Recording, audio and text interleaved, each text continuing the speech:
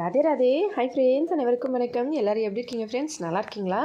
இன்றைக்கி கார்த்திகை பௌர்ணமி, அதாவது ஒடிஷாவில் கார்த்திகை மாதத்தோட பௌர்ணமி அப்படின்றதுனால அப்பா காலையில் 12:15 கோயிலுக்கு கிளம்பிட்டாங்க. அதுக்கப்புறம் நான் வந்து பெட்டெல்லாம் எடுத்து வச்சுட்டேன். அப்பா படுத்துட்டு இருந்தது. அதுக்கப்புறமா வீடு வாசல்லாம் பெருக்கிடலான்னு சொல்லிட்டு பார்த்தா, சரி 12:15 தானே ஆகுது, காலையில் பெருக்கிக்கலாம் அப்படின்னு சொல்லிட்டு படுத்துட்டேன். படுத்த அப்புறமா மறுபடியும் அப்பா வந்து ஒரு 3:45 வந்திருந்தாங்க வீட்டுக்கு, சாமி பொருட்களெல்லாம் கொஞ்சம் எடுத்துகிட்டு போகிறதுக்கு. அப்போ வந்து மறுபடியும் வீடு அப்போ தான் வந்து பெருக்கினேன். வீடெல்லாம் பெருக்கிட்டு எல்லா வேலையும் முடிச்சுட்டு 4 மணிக்கே குளிக்க ஆரம்பிச்சிட்டு, குளிச்சுட்டு என்னோடய வேலையெல்லாம் முடிச்சுட்டு சாமிக்கு பூஜை பண்ணுறதுக்காக துளசி மடம் கழுவிட்டு கோலம் போட்டுட்டு கோயிலுக்கு போகிறதுக்கு ரெடி ஆகிட்டோம். ஆக்சுவலி நிறைய ஃப்ரெண்ட்ஸ் கேட்பாங்க, நீங்கள் கோயிலுக்கு எப்போ போயிட்டு வருவீங்க அப்படின்னு சொல்லி, எப்போல்லாம் போவீங்களா அப்படின்னு. இப்போ வந்து இந்த மாதிரி தான், எப்போல்லாம் வந்து மகா சிவராத்திரி, ஜாகர்னு சொல்லுவாங்க, அதுக்கப்புறம் பௌர்ணமி, கார்த்திகை இந்த மாதிரி நாட்களில் போயிட்டு வருவோம். இங்கே சிவபெருமான் கோயில் உள்ளுக்குள்ளே வந்துட்டு பாருங்கள் எவ்வளோ ஜனமாக இருக்காங்க. அதுக்கப்புறம் இங்கே அம்மன் கோயில், புதுசாக கல்யாணம் ஆன ஒரு 4-5 வருஷ பொண்ணெல்லாம் இப்படி தான் தலையில் வந்து துணி நல்லா கீழே இறக்கி வச்சுருப்பாங்க. இது வந்து கல்யாணம் ஆகாத பொண்ணுங்கள்லாம் ட்ரெஸ்லாம் சுடிதார் யூஸ் பண்ணுவாங்க. நிறைய ஃப்ரெண்ட்ஸ் கேட்பாங்க, எல்லாருமே அப்படி தான். நான் இல்லைங்க, மேரேஜ்க்கு அப்புறமா தான் தலையில் துணி வச்சுட்ருப்பாங்க, அதுக்கு முன்னாடியெல்லாம் இந்த மாதிரி தான் இருப்பாங்க. அதுக்கப்புறம் பூஜை முடிச்சுட்டு இந்த பக்கம் வந்துவிட்டோம்.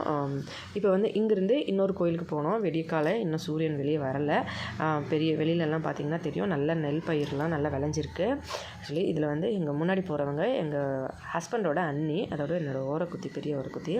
வழியெல்லாம் ரொம்ப கொடுமையாக இருந்தது, வெறும் கல்லாக இருந்தது, பயங்கரமாக ஒரு மாதிரியாக இருந்தது ரோடு. அதுக்கப்புறம் இங்கே இந்த அம்மன் கோயில் வந்து இப்போ தான் கட்டிக்கிட்டு இருக்காங்க. சாமி வந்து எப்போவுமே வெளியில் தான் வச்சுருப்பாங்க, அதாவது நிலத்தில் வச்சு கும்பிடுவாங்க. இந்த அம்மனை எப்போவுமே இங்கே தான் இருப்பாங்க, இந்த மரத்துக்கு கீழே. இப்போ கோயில் வந்து கட்டியிருக்காங்க. அங்கே போயிட்டு சாமி கும்பிட்டுட்டு அதுக்கப்புறம் வீட்டுக்கு வந்துவிட்டோம். இங்கே தான் வந்து காலையில் விடிய காலம் இருட்டில் வந்து சரியாக தெரிஞ்சிருக்காது. இந்த குளத்துல தான் வந்து அந்த வாழை மட்டை படகு வந்து ரெடி பண்ணி விட்டுக்கிட்டு இருந்தோம். இது வந்து இங்கே முடிச்சுட்டு அதுக்கப்புறம் நான் வீட்டுக்கு வந்துட்டு வேறு எதுவுமே இன்றைக்கி சாதம் வந்து சமைச்சிட்டு கொஞ்சம் கீரை பொரியல் மட்டும் பண்ணி வச்சுருந்தேங்க, வேறு எதுவும் சமைக்கலை. மதியம் வந்து கோயிலேருந்து வந்த சாப்பாடு, டால்மா, பாயாசம், ஊறுகாய் இதெல்லாம் வச்சு லைவ் பண்ணிக்கிட்டு இருக்கும்போதே எங்கள் பையன் கொண்டு வந்திருந்தான், பார்த்துருப்பீங்க.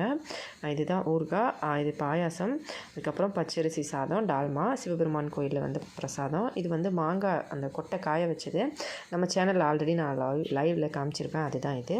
அதுக்கப்புறம் சாப்பிட்டுட்டு மறுபடியும் ஈவினிங் சாமிக்கு விளக்கேற்றி வீடு ஃபுல்லாக எப்போவும் பூஜை பண்ணுற மாதிரி பண்ணிவிட்டு, பசங்க வந்து கொஞ்சம் ஹெல்த் மிக்ஸ் போல் கொஞ்சமாக குடித்தாங்க, மிக்ஸ் பண்ணி குடிச்சிட்டு அதுக்கப்புறம் நைட்டுக்கு வந்து மதியம் கொண்டு வந்த சாதத்தில் இன்னும் பாதி சாதம் அப்படி இருக்குங்க. அதனால் நைட்டுக்கு வந்து எதுவும் சமைக்கல. சாதம், பாயாசம், ஊறுகாய், டால்மா எல்லாமே இருக்குது. வீடியோ பிடிச்சிருந்தால் மறக்காமல் லைக் பண்ணி, ஷேர் பண்ணி, சப்ஸ்கிரைப் பண்ணுங்கள். ஹெல்த்தியாக சாப்பிட்டு சந்தோஷமாக சேஃபாக பத்திரமா இருங்க. நன்றி.